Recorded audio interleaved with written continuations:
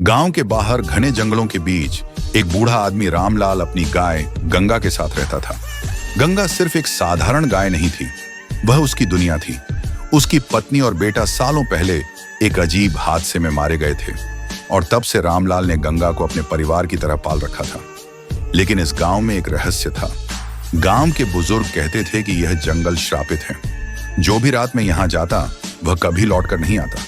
लोग कानाफूसी करते कि यहाँ अघोरी बाबा का साया है जो आत्माओं की बलि चढ़ाता है। लेकिन रामलाल इन बातों को कभी सच नहीं मानता था। अब तक एक रात जब आसमान पर काले बादल छाए हुए थे और तेज हवाएं चल रही थीं, रामलाल की नींद अचानक खुली।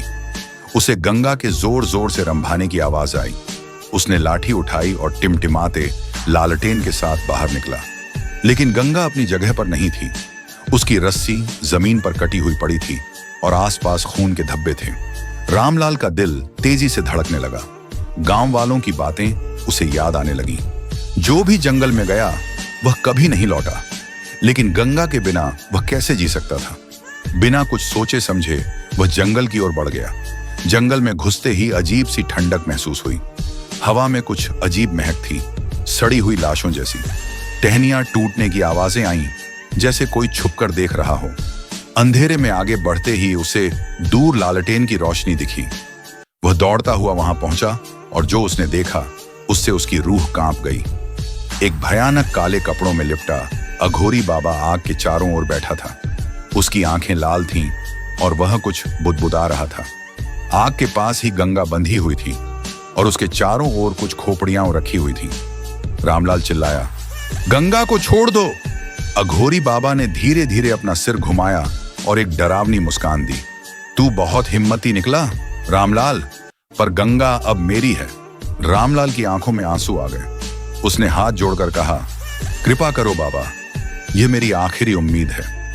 अघोरी बाबा हंसा, अगर तू अपनी आत्मा मुझे सौंप दे तो मैं गंगा को छोड़ दूंगा। रामलाल के सामने दो रास्ते थे। या तो वह भाग जाए और अपनी जान बचाए, या फिर गंगा के लिए अपनी आत्मा दांव पर लगा दे। उसने बिना सोचे कहा, मैं तैयार हूं। अघोरी बाबा ने अपने काले हाथ उठाए और कुछ मंत्र पढ़ने लगा। अचानक पूरी जगह घने कोहरे से भर गई। रामलाल की आंखों के सामने अंधेरा छा गया। गांव में अगली सुबह कुछ लोग जंगल के किनारे गए और जो उन्होंने देखा उससे उनकी चीखें निकल गईं। रामलाल की लाश पेड़ से लटकी हुई थी। उसकी आंखें सफेद हो चुकी थीं और शरीर पर जलने के निशान थे। लेकिन सबसे भयानक बात यह थी कि उसके पास ही गंगा खड़ी थी। लेकिन अब वह सफेद गाय नहीं रही। उसकी आंखें लाल थीं और वह काले धुएं में लिपटी हुई थी। कहते हैं उस रात के बाद गांव में अजीब घटनाएं होने लगीं। गंगा खुद ब खुद रामलाल की झोपड़ी में चली गई। लेकिन अब वह कभी दूध नहीं देती थी और जो भी उसे छूने की कोशिश करता वह बीमार होकर मर जाता। गांव वालों ने डर कर झोपड़ी को आग लगा दी। लेकिन जलते समय उन्होंने गंगा को नहीं देखा, वह गायब हो चुकी थी। आज भी जब कोई उस जंगल के पास जाता है तो रात में गंगा की रंभाने की आवाज आती है और जो भी उसकी आवाज का पीछा करता है वह कभी लौटकर नहीं आता।